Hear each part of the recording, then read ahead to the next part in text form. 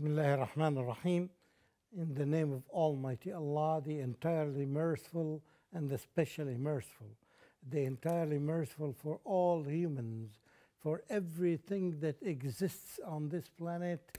Allah is so merciful. Gives it everything Allah subhanahu wa ta'ala wants to make it grow, to make it enjoy, to make it become helpful and beneficial for others.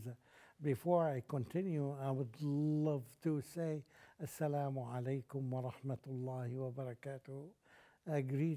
A greeting that's so dear to me, a greeting that had been taught to humans by our beloved Prophet Muhammad sallallahu alaihi wasallam, a greeting that spreads this concept of peace in the least way that requires effort from us, in a way that invites us to be as much as working good workers and good obedient to spread peace amongst us. Ameen, ameen. And we seek the support of Allah, of our Creator, to help us spread this peace among all humans. Ameen, ameen. Because in peace we become more peaceful, and we become more caring, and we become more productive, and we become more helpful to each other than if we don't know the significance of peace that we are asking for. We do thank you, Allah subhanahu wa ta'ala, for giving us this opportunity to show the importance of peace and the greatness and the effect and the impact of this peace on every human being on this earth. So we do love to work in peace, and we love to be peaceful to each other, and we love to be more productive. Welcome to Treasures from the Holy Quran. Peace is one of these treasures. It's just one of the billions of the peace, of the valuable pieces of treasures that we are looking for. We can find all these pieces of treasures in the Holy Quran, and this is an invitation to take as much as you can. Study the Holy Quran. Take one piece at a time, understand it, spread it to others. This program is for those people who want to share the valuables that they have. You are not going to pay anything from your personal pocket. Rather, you are going to pay from what you have learned from the Holy Quran. We learned some of the words of some of the tips that Allah subhanahu wa ta'ala asked us to learn, so that we would know exactly what is our mission on this planet, to be more helpful to others. Ameen, ameen. Dear viewers, welcome to take any of these treasures that you are going to learn.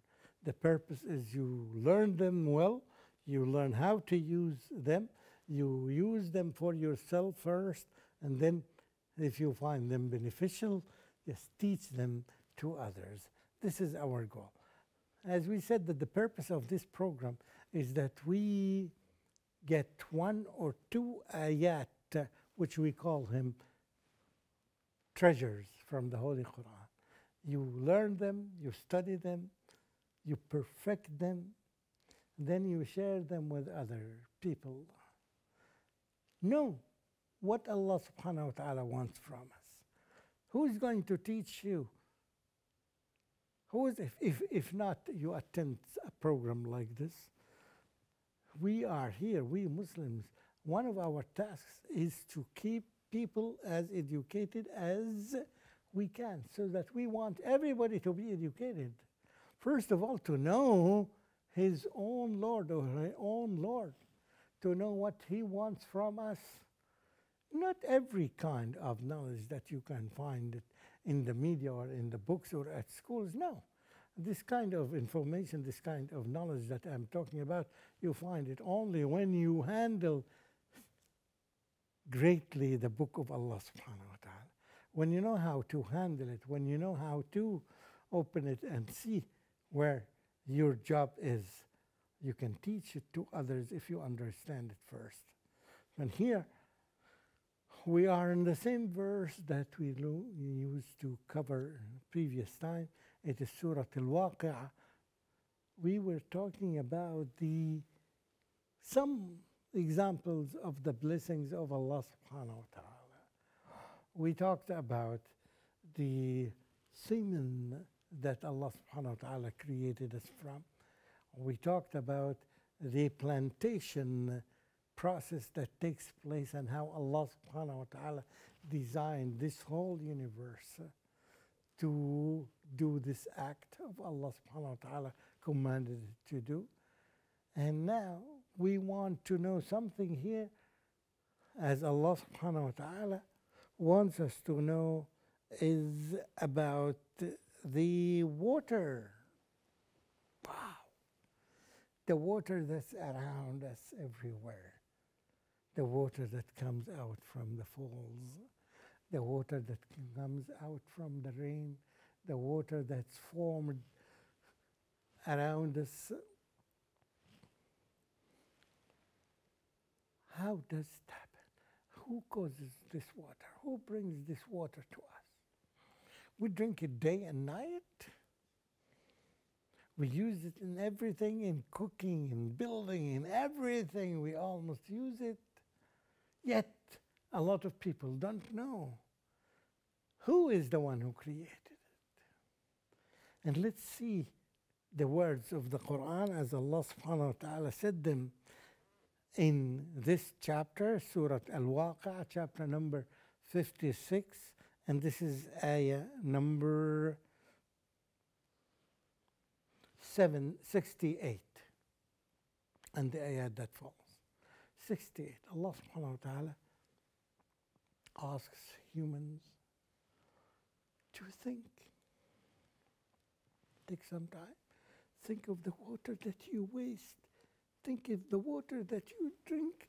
Think of the water that you use at least 5, 6, 7, 8 times a day. Think of all these things. Think, who is behind it? أعوذ بالله من الشيطان الرجيم. آية number 78. أفرأيتم الماء الذي تشربون? Don't you see the water that you drink? You drink? Can you deny that? Can you decide that you don't know? You know the water. But you don't ask the questions. Who is behind this water? Who created it? Where does it go? Where it's coming from? What would happen if the water decreases? And we see all these problems and fights among people nowadays because of the lack of water. Where it comes from? Who is the one who brought it? Can he give us more? Think of these issues now.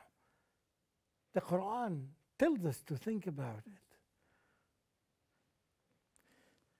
أَفَرَأَيْتُمُ الْمَاءَ الَّذِي تَشْرَبُونَ?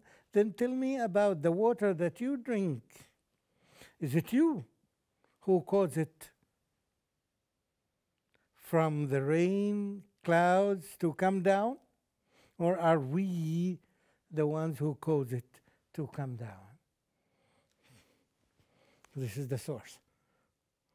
It comes down from the sky. Who brings it down? Who causes it down? Have you ever thought what would happen to this water if Allah makes it salty? This fresh water that we drink? What would happen if Allah subhanahu wa ta'ala makes it salty? It comes down from there, yet it becomes more salty than it is. It means it's not ready for drinking, for growing. Have you ever thought of all that? We thought. Okay. Don't you thank Allah subhanahu wa ta'ala? Don't you thank The one who made it not salty, who make it fresh for us, that is good for drinking and good for cooking and good for all these benefits. Just if Allah subhanahu wa ta'ala adds to it more salt or makes it salty, who's going to make it fresh?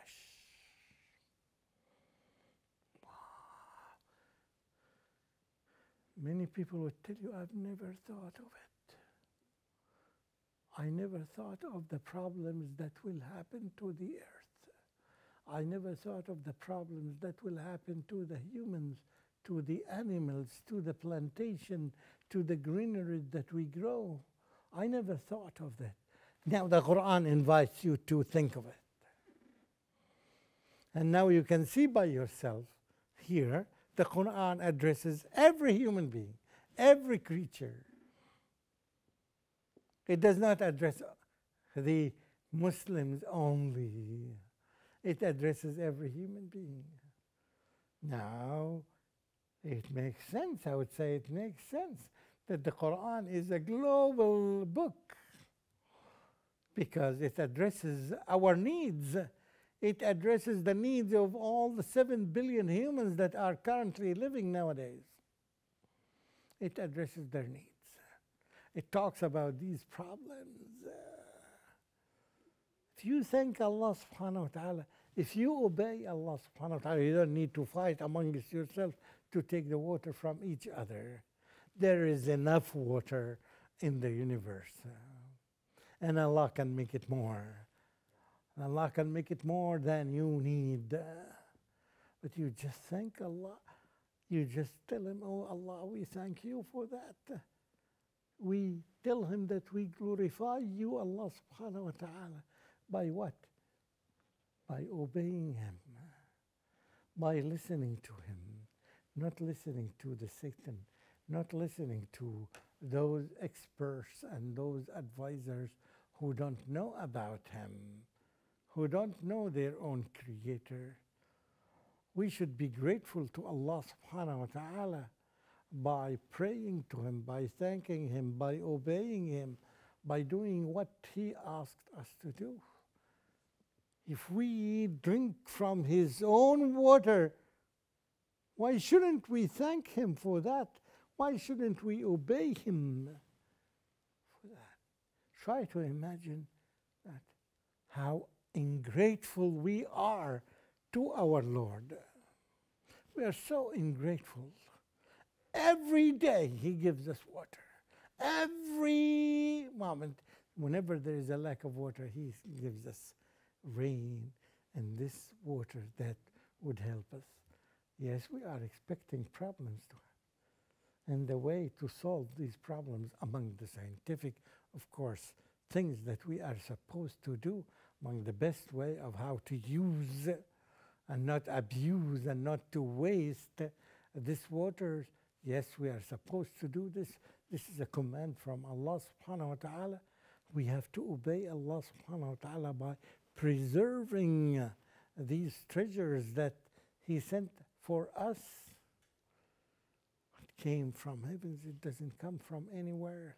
Allah subhanahu wa ta'ala can make it, as He said, can make it salty. So life would become so miserable to the degree that it can end up at any time. We know the desalination now that takes place. How much does it cost? Yet still, the water is not as fresh as we get it from the rivers, as we get it from directly from the sky when we get and we take care of it. And then we drink it, not only for drinking the water as usual. It's the human body consists of at least 60% of it from water. 60% of our body is composed of this. See how Allah subhanahu wa ta'ala discusses these issues in the Holy Quran. Yes, it's not a scientific book. It has science in it. So it tells us how important to spend our time in research and in ways of desalinating, for example, water, the water of the sea, and how to preserve, how to make laws and regulations and conferences and people meeting, the specialist people are meeting the specialized ones to make conferences and to make studies and to in order to preserve this thing that came to us from Almighty Allah. It how to connect the Quran now, how it tells that everything is related to each other, and the Lord of this whole universe is the one who organizes everything, is commanding us, this is your task, this is your job. Even if you are making prayer, even if you are making wudu, don't waste any amount of water. Let's develop, let's think of techniques, let's think of these machines, small machines that would help us save as much as possible from the water that we waste. So here the Quran is an opener of an eye. These ayat is an opener of our eyes to what to do in the future to preserve this water, to keep it as clean as possible. What are our efforts towards this? It's something, does the Quran say that? Yes. So here we, first of all, we thank Allah subhanahu wa ta'ala for giving us this. And that yet we have a task. Part of thanking Allah subhanahu wa ta'ala is preserving this water for everyone. This river that runs in your country is not just for you and the people of this country. No, it's for every human being, because humans should share all these things. This is one of them, sharing the water. According to our Islamic concept, is that this is one of the things that we should share amongst us. So it's not just our responsibility as individuals who belong to this specific country or the other specific country. No, it is the responsibility of every human being to do his best or her best to preserve this water for his family members, for his citizens of the country, for the citizens of other country, for the people around him everywhere in the world. We should share this water. See the sense of responsibility? It's not because you live in that area that has rivers. These rivers is not just for you. No. No, these waters are for people, but it is, people should be wise how to use them properly so that we can use them to the maximum, to get the maximum benefit from them. أقول قولي هذا وأستغفر الله لي ولكم ولسائر المسلمين فاستغفروه والسلام عليكم ورحمة الله وبركاته.